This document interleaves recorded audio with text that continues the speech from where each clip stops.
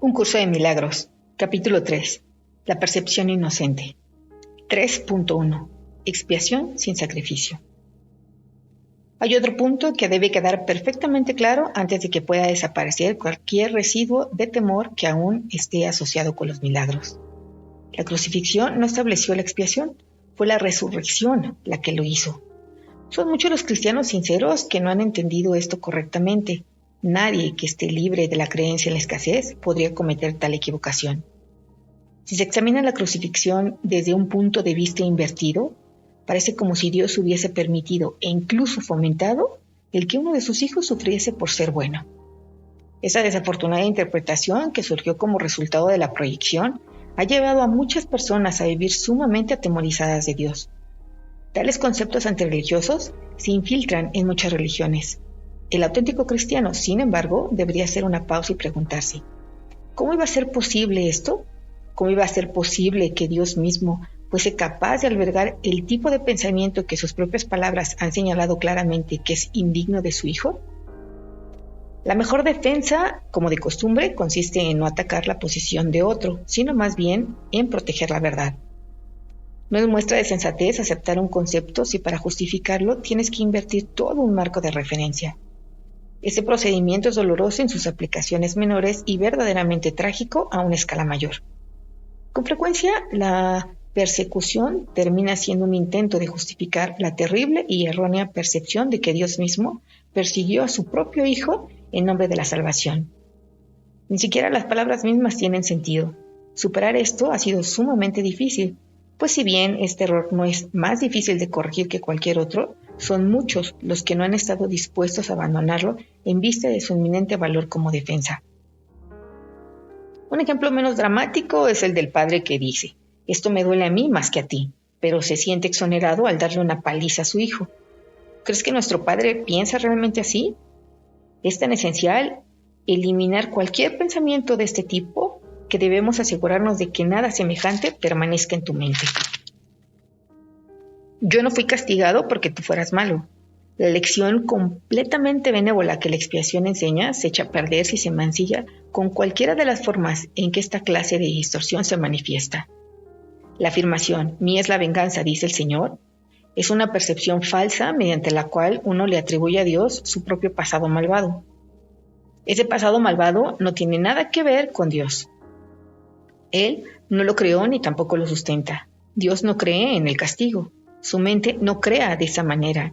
Dios no tiene nada contra ti por razón de tus malas acciones. ¿Cómo sería posible entonces que me hubiese acusado a mí por ellas? Asegúrate de que reconoces cuán absolutamente imposible es esta suposición y también de que procede enteramente de la proyección. Ese tipo de error es responsable de una multitud de errores similares, incluyendo la creencia de que Dios rechazó a Adán y lo expulsó del jardín del Edén. Quizá por eso pienses a veces que no te estoy guiando bien. He tomado las máximas precauciones para usar palabras que sean casi imposibles de distorsionar, pero siempre es posible tergiversar los símbolos si así se desea. El sacrificio es una noción que Dios desconoce por completo. Procede únicamente del miedo, y los que tienen miedo pueden ser crueles.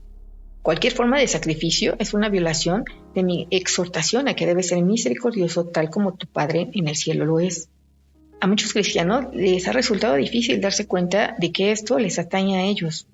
Los buenos maestros nunca aterrorizan a sus estudiantes. Aterrorizar es atacar, y como resultado de ello se produce un rechazo de lo que el maestro ofrece, malográndose así el aprendizaje. Se me ha llamado correctamente el Cordero de Dios que quita los pecados del mundo, mas quienes representan al Cordero manchado de sangre no entienden el significado del símbolo. Si se entiende correctamente, es un símbolo muy simple que habla de mi inocencia. El león y el cordero, tendidos el uno junto al otro, simbolizan que la fuerza y la inocencia no están en conflicto, sino que coexisten naturalmente en paz. Bienaventurados los puros de corazón, porque ellos verán a Dios. Es otra forma de decir lo mismo. Una mente pura conoce la verdad y en eso radica su fuerza. No confunde la destrucción con la inocencia porque asocia la inocencia con la fuerza y no con la debilidad. La inocencia es incapaz de sacrificar nada porque la mente inocente dispone de todo y solo se esfuerza por proteger su plenitud. No puede proyectar. Tan solo puede honrar a otras mentes porque honrar a otros es el saludo natural de los verdaderamente amados hacia los que son como ellos. El Cordero quita los pecados del mundo en el sentido de que el estado de inocencia o gracia es uno en el que el significado de la expiación es perfectamente obvio. La expiación carece por completo de ambigüedad. Es perfectamente inequívoca porque existe en la luz. Únicamente los intentos de ocultarla en las tinieblas han hecho que sea inaccesible para aquellos que eligen no ver. La expiación de por sí solo irradia verdad. Es por lo tanto el epítome de la mansedumbre y derrama únicamente bendiciones. No podría hacer eso si procediese de cualquier otra fuente que no fuera la perfecta inocencia. La inocencia es sabiduría porque no tiene conciencia del mal, y el mal no existe. No obstante, es perfectamente consciente de todo lo que es verdad. La resurrección demostró que nada puede destruir a la verdad. El bien puede resistir cualquier clase de mal, al igual que la luz disipa cualquier clase de oscuridad. La expiación es, por lo tanto, la lección perfecta. Es la demostración concluyente de que todas las demás lecciones que enseñe son ciertas. Si puedes aceptar esta generalización ahora, no tendrás necesidad de aprender muchas otras lecciones de menor importancia. Basta con que creas esto para que te liberes de todos tus errores. La inocencia de Dios es el verdadero estado mental de su Hijo. En ese estado, tu mente conoce a Dios, pues Dios no es algo simbólico, Dios es un hecho. Cuando conoces a su Hijo tal como es, te das cuenta de que la expiación, y no el sacrificio, es la única ofrenda apropiada para el altar de Dios, en el que solo la perfección tiene cabida. El entendimiento de los inocentes es la verdad. Por eso es por lo que sus altares son verdaderamente radiantes. 3.2. Los milagros y la percepción verdadera. He afirmado que los conceptos básicos a los que este curso hace referencia no admiten grados. Algunos conceptos fundamentales no pueden entenderse en función de sus opuestos. Es imposible concebir la luz y la oscuridad, o todo y nada, como posibles compatibles. Esos conceptos son o completamente verdaderos o completamente falsos. Es esencial que te des cuenta de que tu pensamiento seguirá siendo errático hasta que te comprometas firmemente con la luz o con la oscuridad. No obstante, un compromiso firme con la oscuridad o con la nada es imposible. No hay nadie que haya vivido que no haya experimentado alguna luz o alguna cosa. Nadie es capaz, pues, de negar completamente la verdad, aunque pienses que puede. La inocencia no es un atributo parcial. No es real hasta que es total. Los que son parcialmente inocentes a veces tienden a actuar de manera insensata. Su inocencia no pasa a ser sabiduría mientras no se convierta en un punto de vista de aplicación universal. La percepción verdadera o percepción inocente significa que nunca percibes falsamente y que siempre ves correctamente. Dicho de una manera más llana, significa que nunca ves lo que no existe, pero siempre ves lo que sí existe. Cuando no tienes confianza en lo que alguien va a hacer, estás dando testimonio de tu creencia de que esa persona no está en su mente recta. Difícilmente puede ser ese un marco de referencia basado en el milagro. Esa falta de confianza produce asimismo el efecto desastroso de negar el poder del milagro. El milagro percibe todo tal como es. Si lo único que existe es la verdad, lo único que la mentalidad recta puede ver es perfección. He dicho que solo lo que Dios crea o lo que tú creas con la misma voluntad existe realmente. Eso es, pues, lo único que los inocentes pueden ver. Los inocentes no sufren de una percepción distorsionada.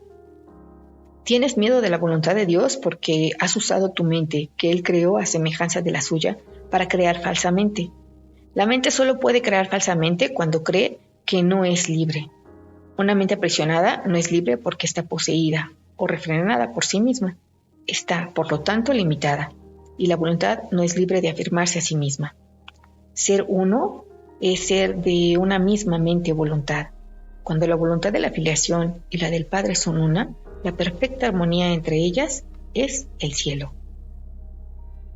Nada puede prevalecer contra un hijo de Dios que encomienda su espíritu en manos de su Padre. Al hacer esto, la mente despierta de su sueño y recuerda a su Creador. Toda sensación de separación desaparece.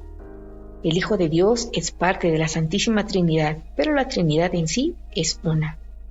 No hay confusión entre sus niveles porque estos son de una sola mente y de una sola voluntad. Este propósito único crea perfecta integración y establece la paz de Dios. Pero esta visión solo la pueden percibir los verdaderamente inocentes, quienes, al ser puros de corazón, defienden la percepción verdadera en vez de defenderse de ella. Puesto que entienden la lección de la expiación, no tienen el deseo de atacar y, por lo tanto, pueden ver correctamente. Esto es lo que la Biblia quiere decir con: cuando Él aparezca o sea percibido, seremos como Él, pues lo veremos tal cual es.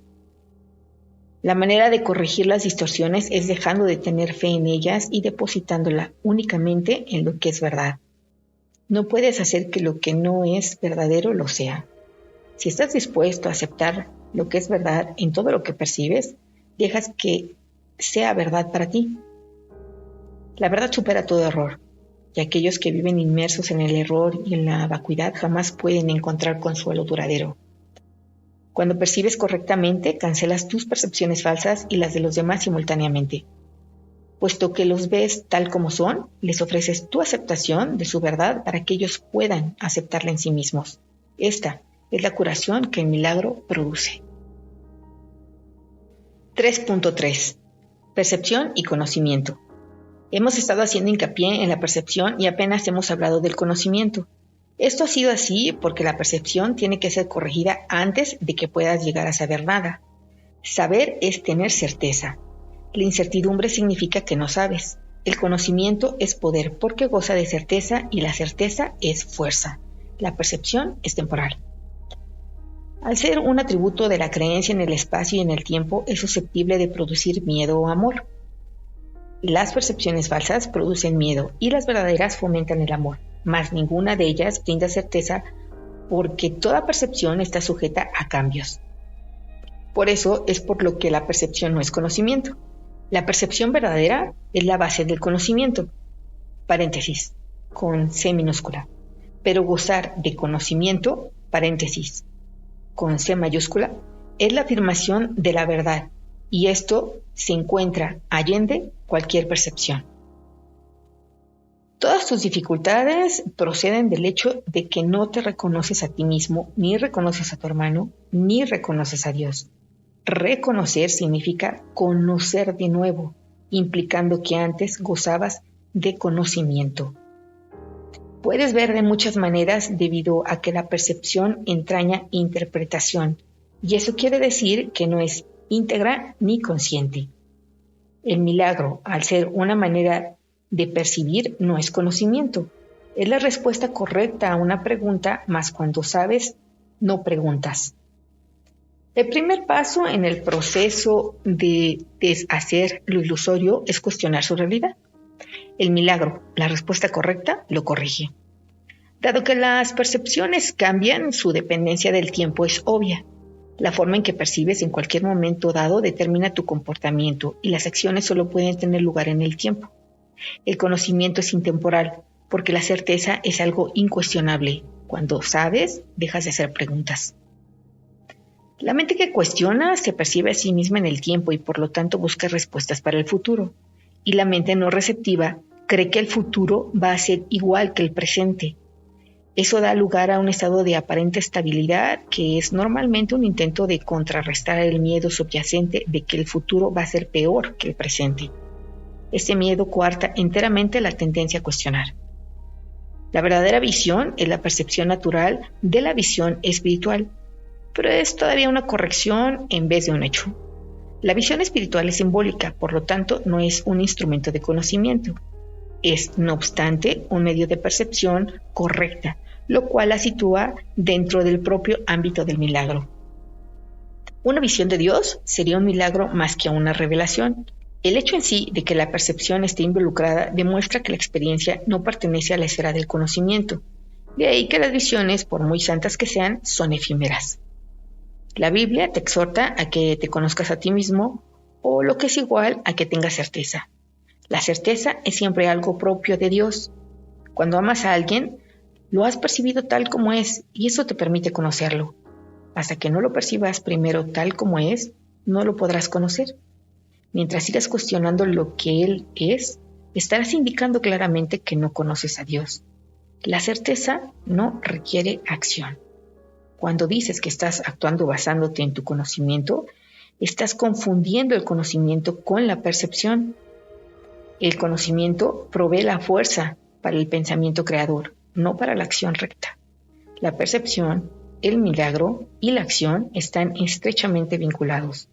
El conocimiento es el resultado de la revelación y genera solo pensamiento. La percepción, aún en su forma más espiritualizada, incluye el cuerpo. El conocimiento procede del altar interno y es intemporal porque goza de certeza.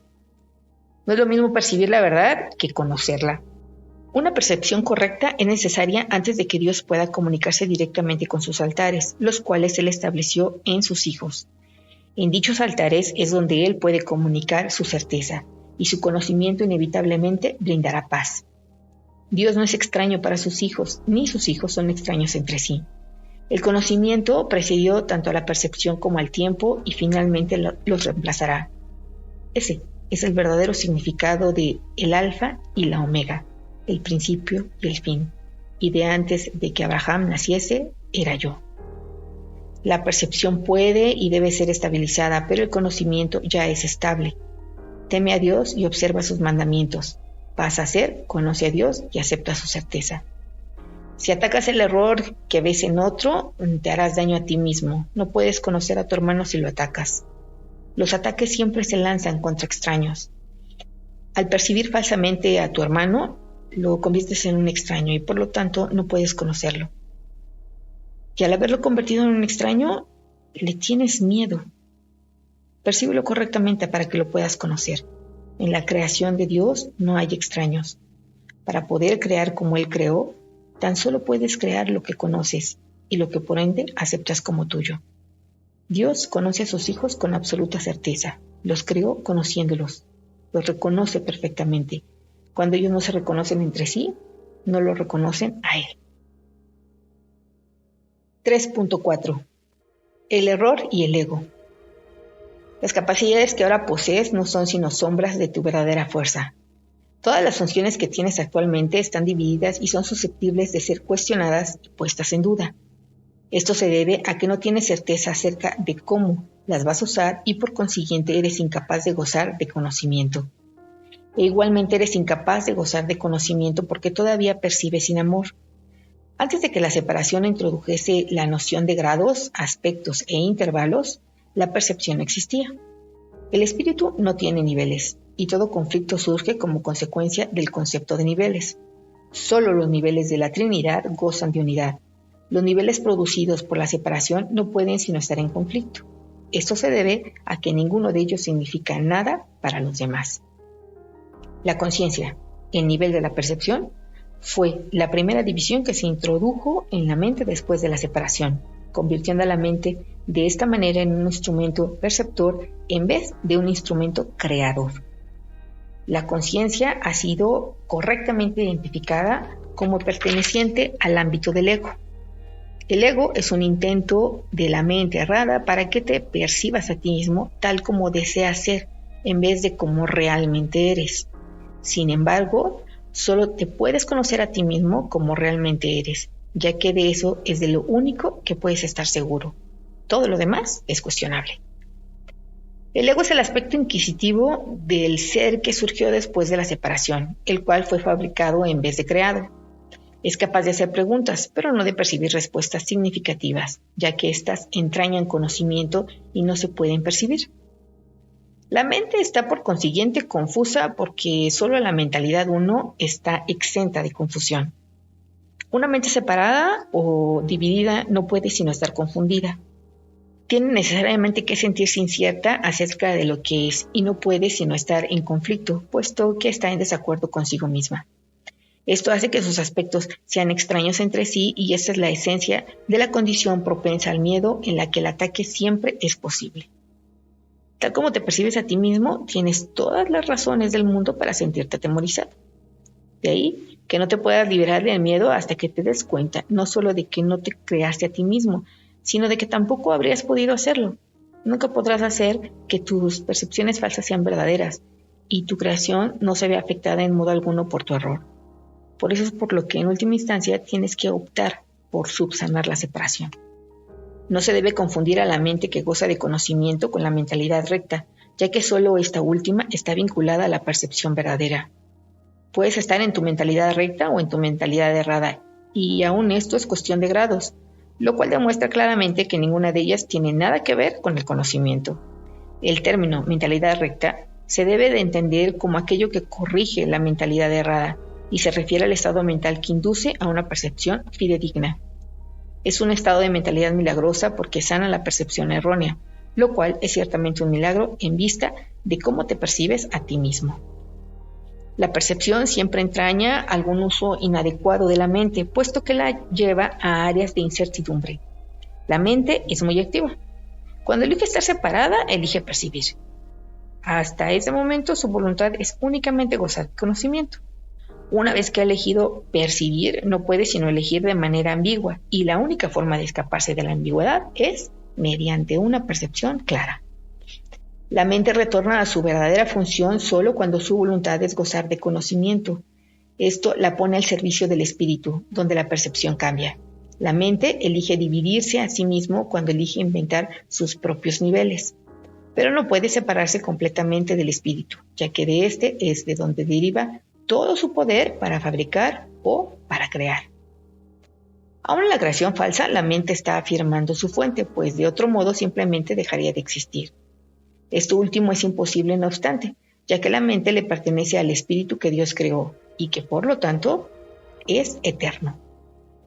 La capacidad de percibir hizo que el cuerpo fuese posible, ya que tienes que percibir algo y percibirlo con algo. Por eso es por lo que la percepción siempre entraña un intercambio o interpretación que el conocimiento no requiere. La función interpretativa de la percepción, que es una forma de creación distorsionada, te permitió entonces llegar a la conclusión de que tú eres tu cuerpo, en un intento de escapar del conflicto que tú mismo habías provocado. El espíritu, que goza de absoluto conocimiento, no puede avenirse a esta pérdida de poder, ya que es incapaz de albergar obscuridad. Esto hizo que el espíritu fuera casi inaccesible a la mente y completamente inaccesible al cuerpo. A partir de ahí se percibió al espíritu como una amenaza, puesto que la luz disipa la oscuridad al mostrarte simplemente que ésta no existe. La verdad siempre prevalecerá sobre el error de este modo. No puede ser este un proceso activo de corrección porque, como ya he puesto de relieve, el conocimiento no hace nada. Puede ser percibido como un agresor, pero no puede atacar. Lo que tú percibes como su ataque es tu propio vago reconocimiento de que el conocimiento siempre se puede recordar al no haber sido nunca destruido. Dios y sus creaciones permanecen a salvo y por lo tanto saben que no existe ninguna creación falsa. La verdad no puede lidiar con los errores que tú deseas conservar. Yo fui un hombre que recordó al espíritu y su conocimiento. Como hombre no traté de contrarrestar los errores con el conocimiento, sino de corregir el error de raíz. Demostré tanto la impotencia del cuerpo como el poder de la mente. Al unir mi voluntad con la de mi creador, recordé naturalmente al espíritu y su verdadero propósito. No puedo unir tu voluntad a la de Dios por ti, pero puedo borrar todas las percepciones falsas de tu mente si las pones bajo mi tutela. Solo tus percepciones falsas se interponen en tu camino. Sin ellas, no hay nada de la alternativa que elegirías, pues una percepción sana induce a una elección sana. No puedo elegir por ti, pero puedo ayudarte a que elijas correctamente. Muchos son los llamados, pero pocos los escogidos. Debería rezar. Todos son llamados, pero solo unos pocos eligen escuchar. Por lo tanto, no eligen correctamente. Los escogidos son sencillamente los que eligen correctamente más pronto. Las mentes rectas pueden hacer esto ahora, y de este modo hallar descanso para sus almas. Dios te conoce solo en paz, y esa es tu única realidad. 3.5. Más allá de la percepción. He dicho que las capacidades que ahora posees no son sino sombras de tu verdadera fortaleza y que la percepción, que es intrínsecamente enjuiciadora, comenzó solo después de la separación. Desde entonces nadie ha estado seguro de nada. He dejado claro asimismo que la resurrección fue el medio para regresar al conocimiento, lo cual se logró mediante la unión de mi voluntad con la de mi Padre. Es oportuno ahora establecer una distinción que ha de clarificar algunos de los postulados que se presentarán más adelante. Desde que se produjo la separación ha habido una gran confusión entre las palabras crear y fabricar. Cuando fabricas algo, lo haces como resultado de una sensación específica de carencia o de necesidad. Nada que se haya hecho con un propósito específico tiene la capacidad de poder generalizarse. Cuando haces algo para remediar lo que percibes como una insuficiencia, estás afirmando tácitamente que crees en la separación. El ego ha inventado un gran número de sistemas de pensamiento ingeniosos con ese propósito, mas ninguno de ellos es creativo. La inventiva, aun en su manifestación más ingeniosa, es un esfuerzo en vano. Su naturaleza altamente específica apenas se compara con la creatividad abstracta de las creaciones de Dios. El conocimiento, como ya hemos observado, no conduce a la acción. Tu confusión entre tu verdadera creación y lo que has hecho de ti mismo es tan grande que se te ha hecho literalmente imposible saber nada. El conocimiento es siempre estable y es evidente que tú no lo eres. Aún así, eres perfectamente estable tal como Dios te creó. En ese sentido, cuando tu comportamiento es inestable, estás en desacuerdo con la idea que Dios tiene acerca de tu creación. Puedes hacer esto si así lo eliges, mas no lo harías si estuvieras en tu mente recta. La pregunta fundamental que continuamente te haces no puedes propiamente dirigírtela a ti mismo. Continúas preguntándote qué es lo que eres, lo cual implica no solo que sabes la respuesta, sino que es a ti a quien le corresponde proveerla. No obstante, es imposible que puedas percibirte a ti mismo correctamente. No tienes una imagen que puedas percibir. La palabra imagen está siempre vinculada a la percepción y no forma parte del conocimiento. Las imágenes son simbólicas y representan algo diferente de ellas mismas. La idea de cambiar de imagen reconoce el poder de la percepción, pero implica también que no hay nada estable en ti que se pueda conocer. El conocimiento no está sujeto a interpretaciones. Puedes tratar de interpretar el significado de algo, pero siempre existe la posibilidad de equivocarse porque se refiere a la percepción que se tiene del significado. Tales incongruencias son el resultado de tus intentos de considerarte a ti mismo separado y no separado al mismo tiempo. Es imposible incurrir en una confusión tan fundamental sin aumentar aún más tu confusión general. Tu mente podrá haber llegado a ser muy ingeniosa, pero como siempre ocurre cuando el método y el contenido están en desacuerdo, las usas en un fútil intento de escaparte de un callejón sin salidas. El ingenio no tiene nada que ver con el conocimiento, pues el conocimiento no requiere ingeniosidad. El pensamiento ingenioso no es la verdad que te hará libre, pero te librarás de la necesidad de usarlo una vez que estés dispuesto a prescindir de él. La oración es una forma de pedir algo, es el vehículo de los milagros.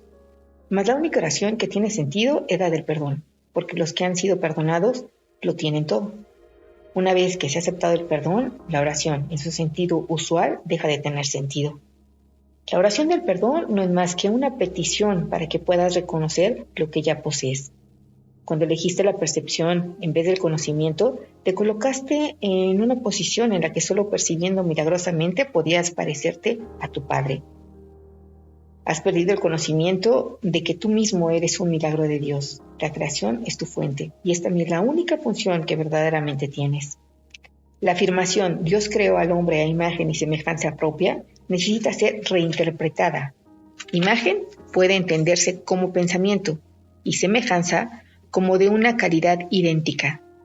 Dios efectivamente creó al espíritu en su propio pensamiento y de una calidad semejante a la suya. No hay nada más. La percepción, por otra parte, no puede tener lugar sin la creencia en más y en menos. La percepción entraña selectivamente a todo nivel. Es un proceso continuo de aceptación y rechazo, de organización y reorganización, de sustitución y cambio. Evaluar es un aspecto esencial de la percepción, ya que para poder seleccionar es necesario juzgar. ¿Qué le ocurre a la percepción en ausencia de juicios o de nada que no sea perfecta igualdad? Percibir se vuelve imposible. La verdad solo puede conocerse.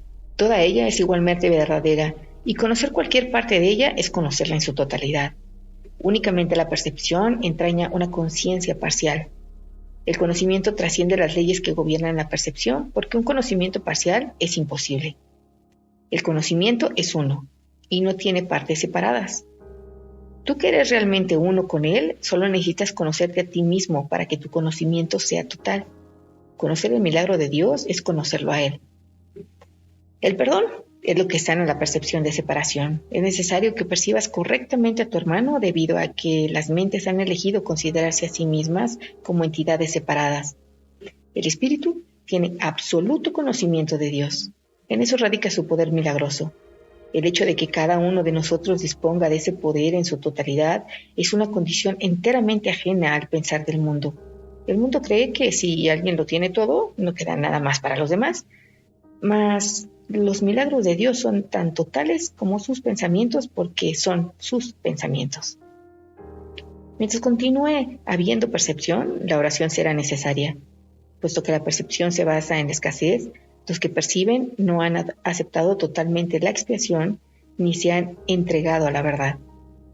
La percepción se basa en un estado de separación, así que todo aquel que de alguna manera percibe tiene necesidad de curación. El estado natural de los que gozan de conocimiento es la comunión, no la oración.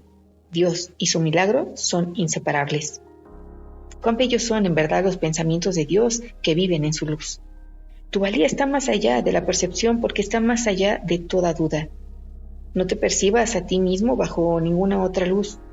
Conócete en la única luz en la que el milagro que eres se alza en perfecta claridad. 3.6. Los juicios y el problema de la autoridad. Hemos hablado ya del juicio final, aunque no con gran detalle. Después del juicio final no habrá ningún otro.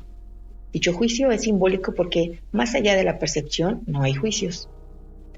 Cuando la Biblia dice no juzguen y no serán juzgados, lo que quiere decir es que si juzgas la realidad de otros, no podrás evitar juzgar la tuya propia. La decisión de juzgar en vez de conocer es lo que nos hace perder la paz. Juzgar es el proceso en el que se basa la percepción, pero no el conocimiento. He hecho referencia a esto anteriormente al hablar de la naturaleza selectiva de la percepción y he señalado que la evaluación es obviamente su requisito previo. Los juicios siempre entrañan rechazo. Nunca ponen de relieve solamente los aspectos positivos de los que juzgan, ya sea en ti o en otros. Lo que se ha percibido y se ha rechazado o lo que se ha juzgado y se ha determinado que es imperfecto, permanece en tu mente porque ha sido percibido. Una de las ilusiones de las que adoleces es la creencia de que los juicios que emites no tienen ningún efecto. Esto no puede ser verdad a menos que también creas que aquello contra lo que has juzgado no existe. Obviamente no crees esto, pues de lo contrario no lo habrías juzgado. En última instancia, no importa si tus juicios son acertados o no, puesto que en cualquier caso estás depositando tu fe en lo irreal.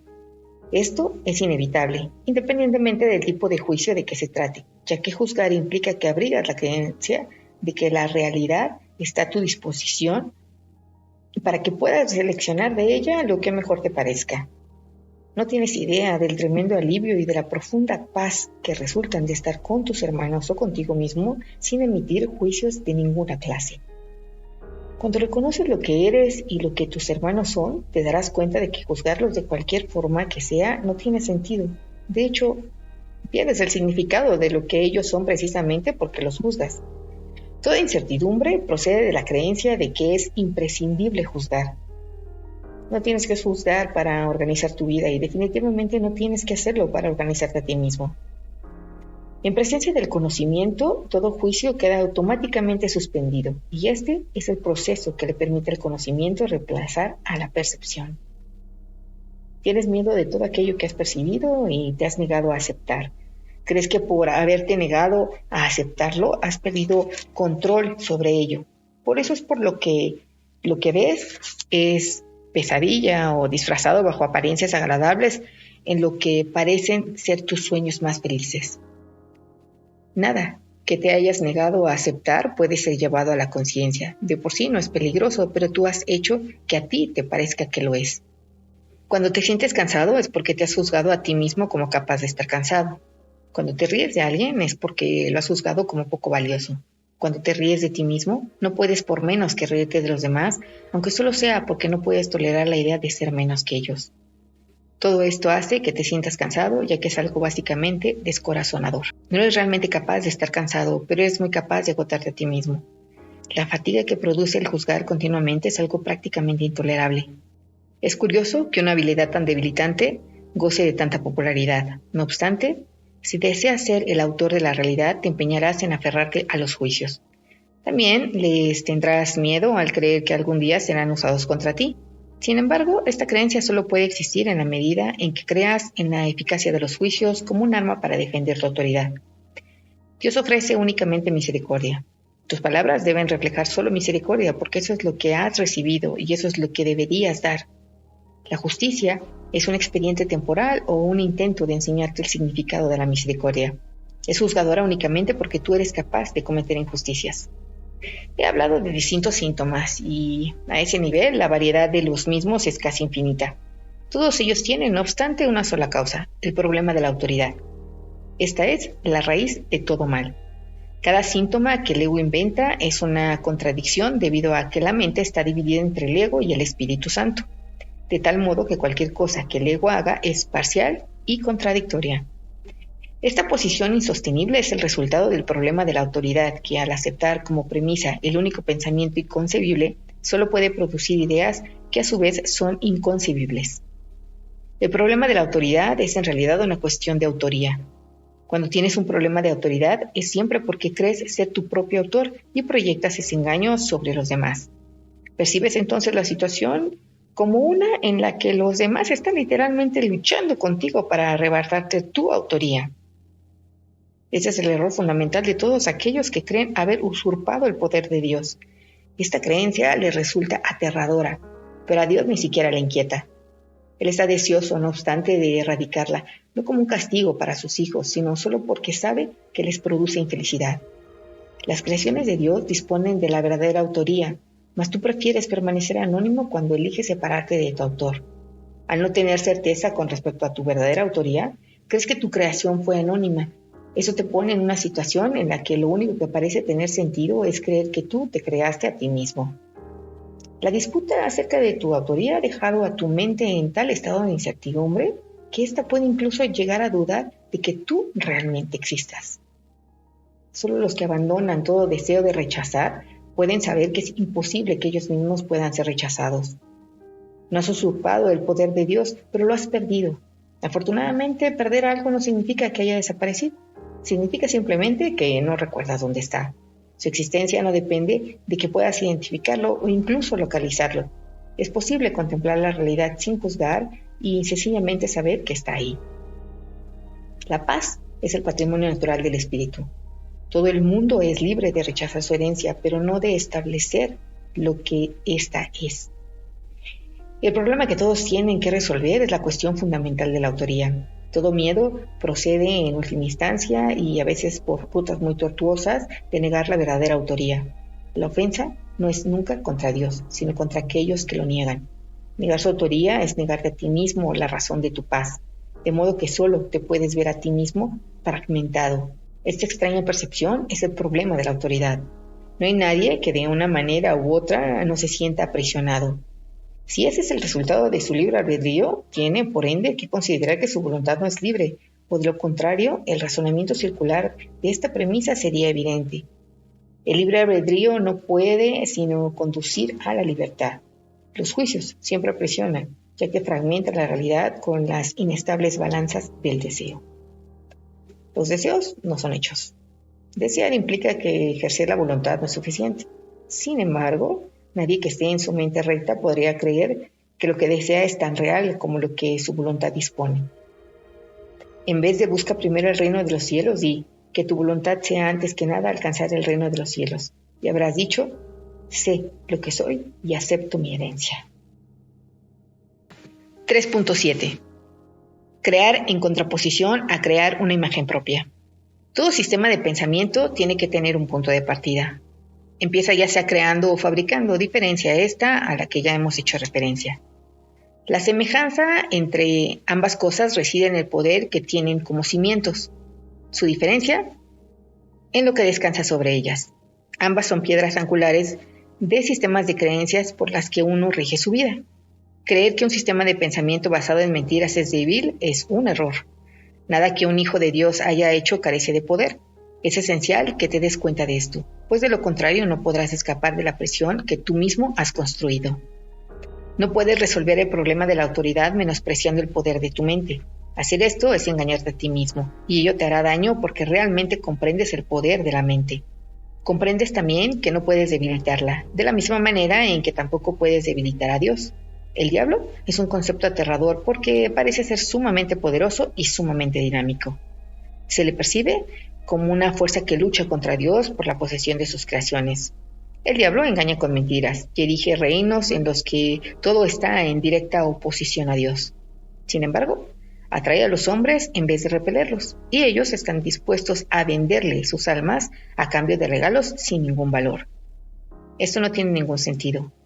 Hemos hablado ya de la caída o separación, mas su significado tiene que comprenderse claramente.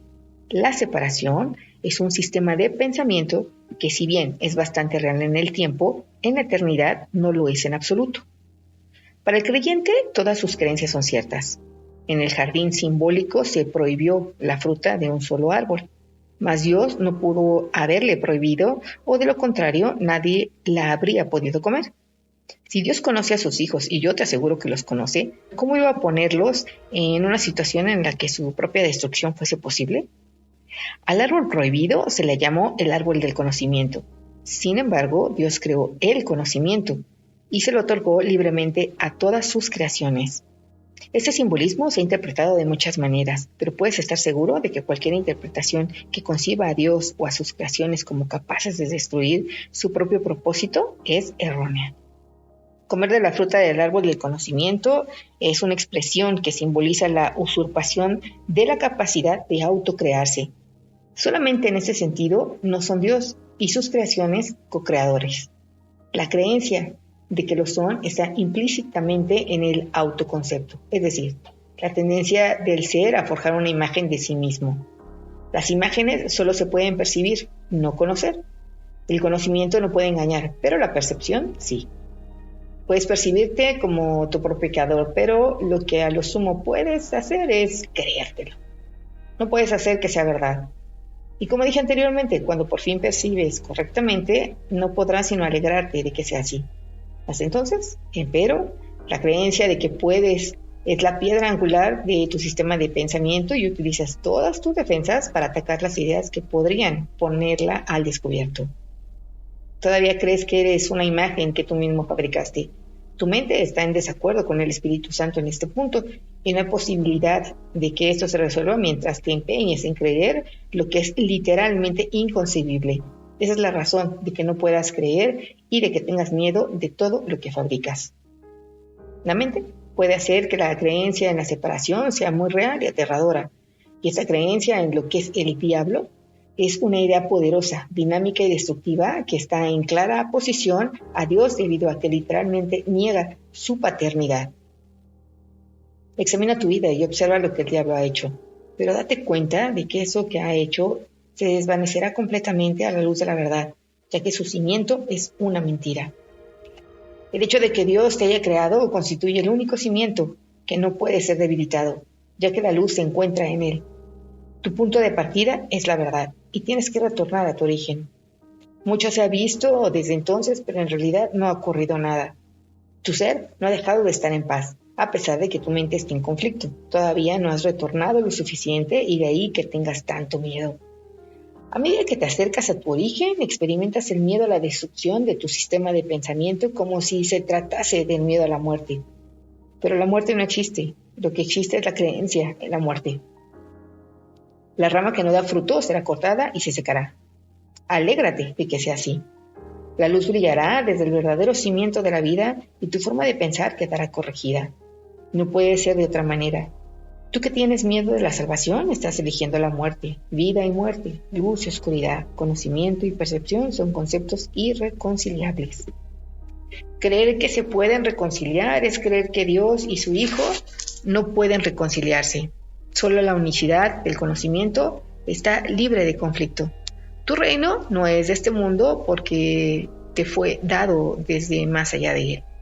La idea de un problema de autoridad tiene sentido únicamente en este mundo. El mundo no se abandona mediante la muerte, sino mediante la verdad, y la verdad solo la pueden conocer aquellos para quienes el reino fue creado y por quienes espera.